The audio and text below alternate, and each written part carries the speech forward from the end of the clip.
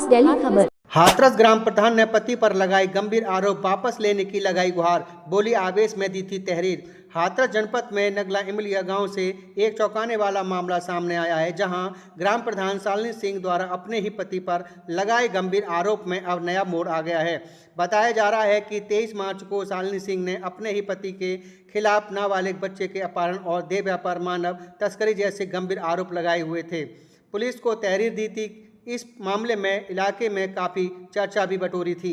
हालांकि सोमवार को शालिनी सिंह अपने अधिवक्ता के साथ पुलिस अधीक्षक कार्यालय पहुंची और पुलिस अधीक्षक के नाम क्षेत्र अधिकारी सीओ सिटी को एक प्रार्थना पत्र सौंपा। प्रार्थना पत्र में शालिनी सिंह पत्नी सच प्रताप सिंह उर्फ मोना ठाकुर निवासी नगला इमलिया ने बताया कि उन्होंने 21 मार्च को अपने पति के खिलाफ गुस्से और आवेश में आकर तथा कुछ विरोधियों के बहकावे में आकर थाना पुलिस को तहरीर दी थी। उन्होंने स्पष्ट रूप से कहा है कि ना तो उन्हें और ना ही उनकी पुत्री को किसी प्रकार का जहर दिया और ना ही उनके साथ कोई गलत घटना हुई।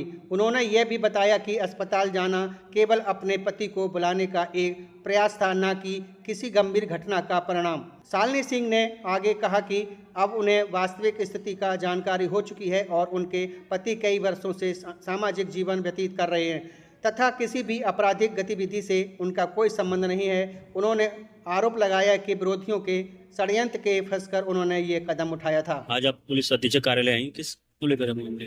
पुलिस अधीक्षक कार्यालय में इसलिए आई हूँ, मिसेस मोना ठाकुर, ग्राम प्रधान नगला इमलिया, एडवोकेट शालिनी सिंह।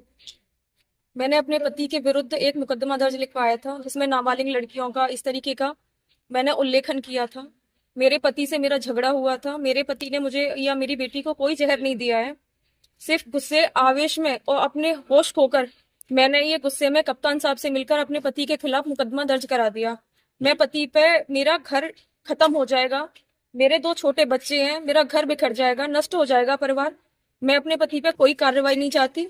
मेरे पति का किसी भी जो मैंने आरोप लगाए हैं वो निर्दोष हैं और मैं पुलिस प्रशासन से और अपने पति से हाथ जोड़कर माफी मांगती हूँ कि मेरी जो गलती मैंने की है वो मेरे क्षमा योग्य नहीं है, लेकिन हो सके तो मुझे क्षमा कर।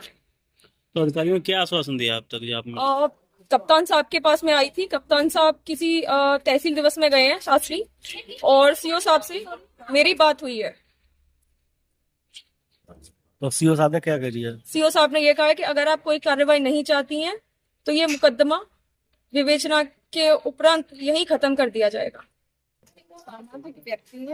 कोई क्राइम किसी भी तरीके का, एक सामाजिक समाज में रहकर वो 4 साल से अपने बच्चों का जीवन व्यतीत कर रहे हैं। मेरे पति का 4 साल से किसी भी अपराध में शामिल नहीं है और मैं अपने पति की वजह से आज इस पद प्रतिष्ठा पे हूँ कि मैं गांव की एक निर्वाचित प्रधान हूँ।